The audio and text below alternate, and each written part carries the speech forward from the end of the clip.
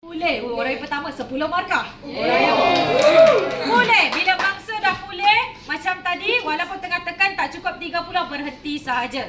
Baru tekan 3 kali. Tekan, dia sedar. Stop ke teruskan? Stop. Jangan cakap dengan dia, sabar dulu 30 nanti. Yang seterusnya, next. Bila kita mula rasa penat, 10 markah.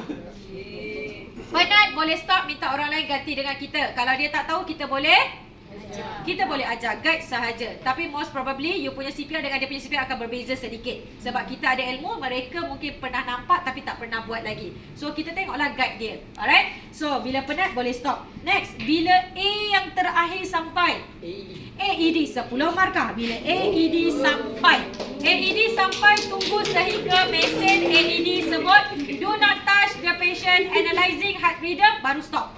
Selagi AED tak terkeluarkan arahan do not touch the patient, analyzing heart rhythm, teruskan CPR. Sebab nak calibrate AED, it takes time.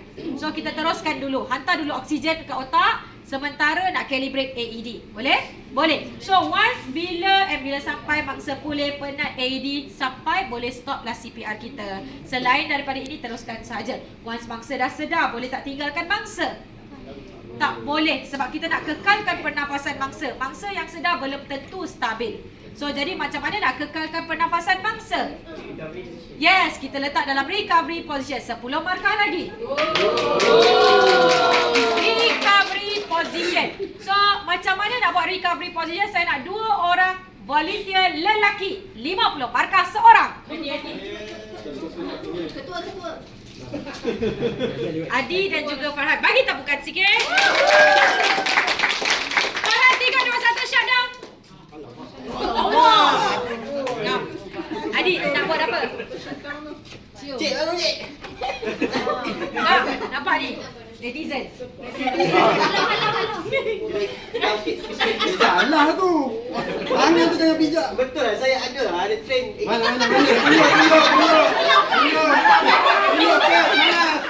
Tadi sini. So, dah settle danger, nombor 2 respon. Tutup mata, Farhan. Cik. Okey, tak ada respon? Nafas.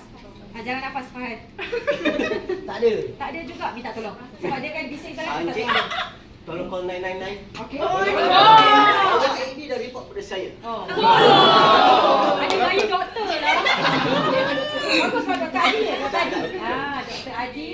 Dah boleh buat pagi. Kenapa nak sebut? Kenapa nak Eh, sebut?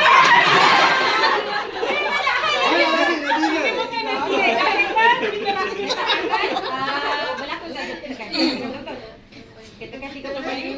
25, 26, 27, 28, 29, 30. Cium. Ini maksud sebenar. Tadi takut. Sekarang maksud sebenar. Cium. Sekarang tak sedar lagi. Mungkin lagi sekali sedar. Takut lagi tak sedar lagi. Siapa lagi tak sedar lagi? Buat lagi tambah. 30. Cium. 30. Cium. Sebab dia tahu first aider hanyalah lelaki, jadi sedar siap-siap. Kalau perempuan dia mungkin lama lagi ni.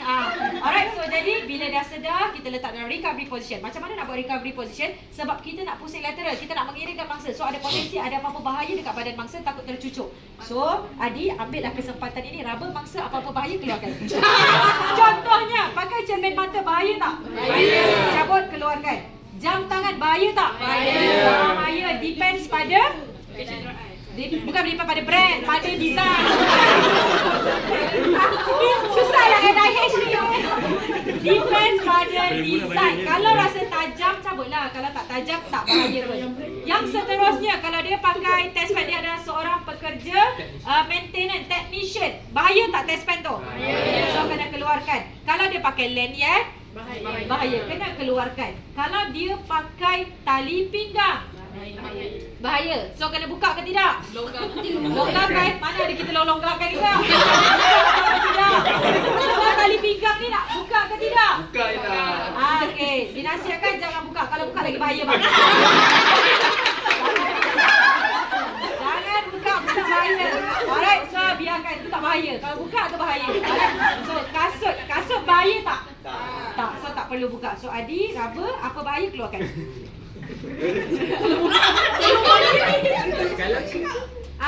Bayar tak? Tak. Kalau mahal ambil lah. Tanya lah. Saya mata. Supaya mati juga. Saya mata. Bukan lah. Next time. Paksa tau. Paksa jangan self-service. Okey. So sekarang dah settle, tak ada bahaya. Adi, tangan mangsa yang paling dekat dengan Adi mana? So tangan tu buat L shape letak kat lantai. Macam ni. Macam kita angkat ikram. Kenapa kita letak dekat lantai? Kenapa atas sikit? Kalau saya suka atas sikit pada bahu. Sebab kita nak pusing takut terkepit. So atas sikit. Kecuali ada kecederaan lah. Itu different story. So next, tangan yang jauh bawa ke bahu dia bertentangan. Bahu opposite side. Bahu dia. Jangan bahu awak pula. Bahu dia. Sama-sama. Kenapa? Aswan Alina. Jangan pening saya. Esok saya kena bawa oksigen siap-siap ni. Saya rasa saya sikit lagi stroke ni. Kaki dia bengkokkan macam tu. So dah settle bengkok siap-siap. Mangsa dah self-service, tak apalah. So sekarang Adi tarik mangsa ke arah Adi sampai lutut dia cecah lantai. Tarik ikut sakit dia macam tu. Tarik satu bahu, satu lutut. Jangan pegang botol dia. Ambil kesempatan je lah. So kaki ambilkan dekat lantai. Lantai. Okey, kepala dia dongakkan sikit. Jangan angkat, dongak saja. Tolak ke belakang. Macam tu. So kenapa kita letak mangsa mengiring dan juga dongakkan? Satu pernafasan, satu lagi jantung. Yes, sebab kadang-kadang dalam mulut ada cecair. So kita tak nak dia expirate. So kita mengiringkan, dongakkan supaya dia keluar. So muntah dan juga nafas. Itu tujuan dia. Terima kasih. Boleh bagi tepukan untuk mangsa dan saudara.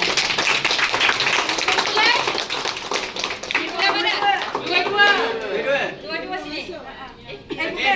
Oh. Bagi. Sebab jujur 10 markah.